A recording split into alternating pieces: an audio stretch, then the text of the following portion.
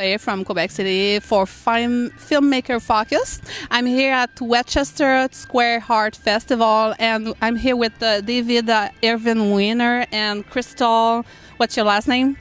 Grant. And they've been doing an art installation here in the church, and we were there to talk about their work. So, hi, David. Hi, Nadine. How are you today? I'm fine, and hi, Krystal. Hello, Nadine.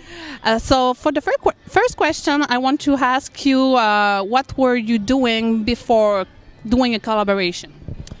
Well, we had done a few collaborations in the past. We both met at Stony Brook University, where we where we did several different collaborations. This is our first New York City debut, and we've always tend to push the boundaries as much as we can when we work together, whether it's in a temporary space or more of a permanent space.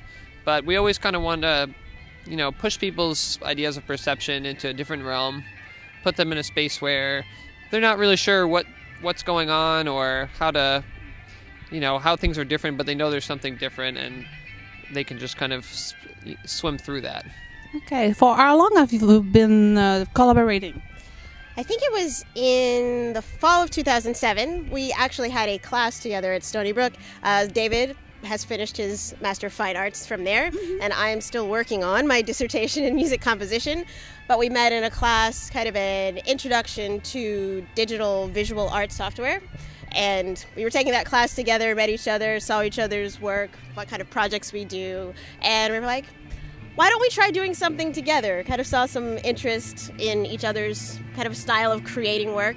And from there, we did a project for the class, for our class final project, and did a few more projects in galleries in the university space. Just in time.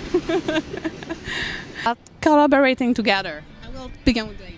Well, it's always a challenge. Each space has its own set of nuances to deal with.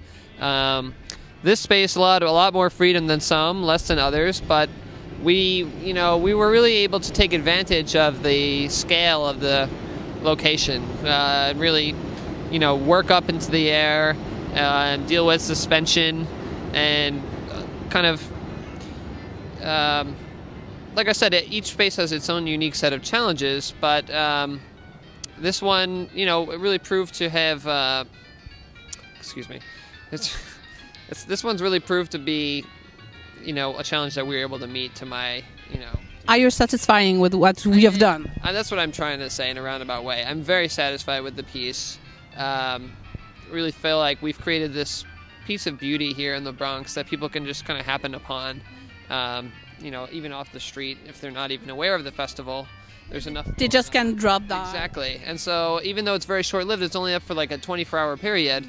I kind of enjoy the fact that people can have a chance meeting with art in the middle of a neighborhood as opposed to just a gallery or a museum where maybe it would be up a little bit longer, but not as many people would definitely get to see it as today. So.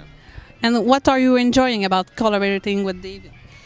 Well, I think finding what similarities we have in our process, him working in visual art and working with materials, and myself working with sound, both acoustic and electronic, and seeing that we both have this interest in improvisation and experimentation. And our process is a lot about, let's try this and see how it works and see how this may combine, but also having natural elements. This is about wax melting and being shot into cold water, or this is about plastic being heated and formed as it is heated and sculpted, or this is about it's a morning in April and I'm like, there's a rain shower, I'm going to go in the bamboo garden where I've been recording some other sounds, I'm going to go record the rain, and then I'll have natural water sounds. And these materials that we think of, all right, what are we going to do with them, how can we combine them? And kind of the brainstorming process I really enjoy, and kind of the process of, oh, this works, and this works, and yes, it really is all going to work together, and it's going to be beautiful when we finish. Can you describe us a little bit what is the art installation? What's its name? Impel Release is the title. Impel is a word that really means to actuate or to set in motion. So when there's a source of potential energy, let's say, and then it turns into the kinetic world, okay? So it comes up to that brink point where you get movement, you get fluidity. So I found that very effective to allude to, you know, the transformation that's going on in there in the video footage. You're getting all this pressure and force that's released by that actuation, that drive of power. And, you know, like, for me, our titles are always kind of more about how they sound than how understandable they are. I mean, some of them are very straightforward. Our last piece was called Sanctum. Anybody can get whatever they want from that. And it gives a new sense of what you're seeing while the project is doing. It kind of keeps, you know, it keeps people kind of guessing. I've always kind of thought, you know, titles should be open to interpretations, but have some sort of a, not just a good ring, but also a deeper kind of a meaning as well. So what's your major inspiration when you work together? Well, for this particular piece, a lot of it was really just about gravity and fluidity. So we did a lot with suspension and with fluid video and sound presented as well, so that people could really get into the, you know, kind of ins and outs of the architecture. We did quite a bit of geometrical symmetry in this exhibition too, which often is needed in order to create an organic form. You sort of have to a rigid form form to kind of build around. Yeah. So we've kind of came up, you know, each time it's a new solution, but it usually does involve some kind of rigid geometry in order to. And what about this piece you have on the floor, that plastic piece? That just really echoes the pieces that are up in the air. It's the same forms that are hanging above you, and it gives people a closer look, and also sort of a footpath around the space to, you know, kind of walk through. So, you know, people can kind of get down and look closely at the rings. Otherwise, they're 30 feet up. It's hard to see exactly how much detail is really in the contours of those forms. Okay, so you want to add something about the work you were doing today? Yes, and I guess I'll talk about the sound a little bit. Yeah, it's okay.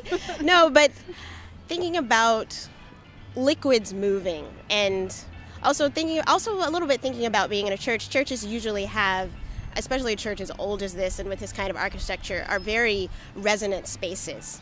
And so one of my goals was to allude to liquidity in one way, and also kind of allude to that echoing sound that you get from a lot of churches with this kind of architecture.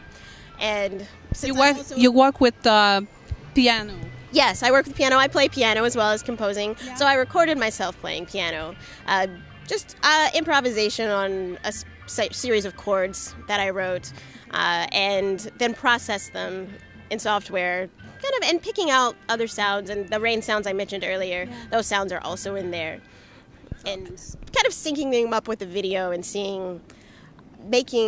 I like working in time, and I consider that similar whether it is visuals in time or it is sound in time, because rhythm is the most important thing. Is it hard to you to make like a setting in advance like this, where you're not performing during the installation? Actually, I don't mind. I don't mind being on either side of that spectrum. A lot of people really prefer performing, and a lot of people really prefer kind of being in the studio and having it set. Because you said you like to improvise. Sorry for the word. Yeah. Well, there is actually a lot of improvisation in the process. The same way we're in this space, how will these materials work with the space? I'm working with the sounds and saying, if I layer this here, and if I process this way, and if I use this kind of effect, how does it impact the sound? So there is a lot of, on the screen, my laptop screen, improvising going on, and I'm not counting rhythm in the way that perhaps the band behind us in the background counts rhythm. I'm thinking about timing. How much time do I need between this sound and that sound, between this collection of sounds and the next sound? And is it going to be a sudden kind of break into the next thing, or will it gradually become the next thing? With all the technology in the computer, we know that some effects can be like mostly random. Do you use that kind of effects? No, it's only random when I'm experimenting, but then I hone it down to this is exactly the sound I want, and this is exactly how I want it to relate to the other sounds that are happening. She often makes changes on the fly too, even in the space. Once we get there, she can, tweak things as necessary depending on, how it sounds, how it starts to sound in the room, and how how it's syncing with the videos. Once they start projecting, you can kind of find little glitches, and so she often has to do little micro adjustments in the last minute, which she's always successful with, and that's to my huge advantage to have such a talented collaborator at my side, because it's enormous effort even for two people to do. So how much did it take to make the installation? We were in here for between the two of us at least 40 hours. Yeah, I was going to say 36, 40 hours total. And I estimated 20 before we even started, which it it's always takes longer than you plan. You've been there for all week. All week. Yes. Yeah.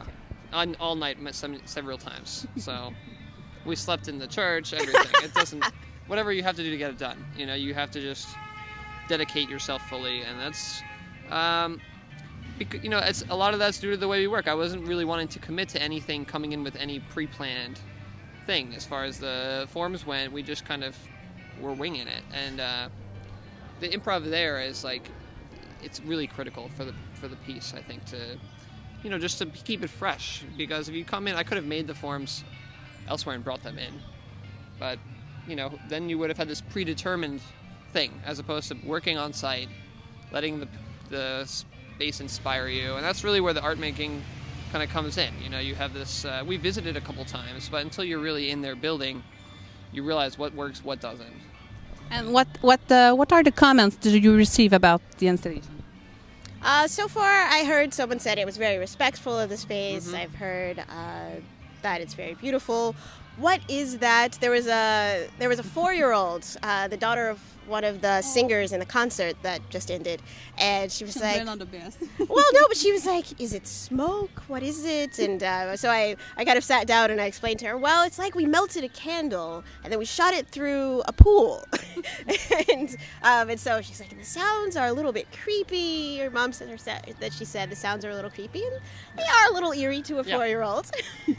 For anyone, I mean, they do create a sort of not somber, but a sort of a introspective, kind of otherworldly, feeling, and that's really what we're going for. Just to, again, take people out of their everyday, give them a little slice of an alternative reality for a few minutes. Yeah, because installation work is very different from going to a museum. In a museum, this is a sculpture. It is the same sculpture it was at the last museum, on the last tour of this artist's work, or whatever. But installation work is different because you're in the space, and you have to react to the space in some way, and it is less predetermined. Mm-hmm. And that makes it in some ways harder, but in another way that makes it more fun, and it means that the work will be different every time. Right. It's always fresh. It's always exciting. Always exciting. So thank you very much, both of you, for being there today and having us have the chance to admire your work. And this is Nadine Allain-Boule from Filmmakers Focus. Thank you.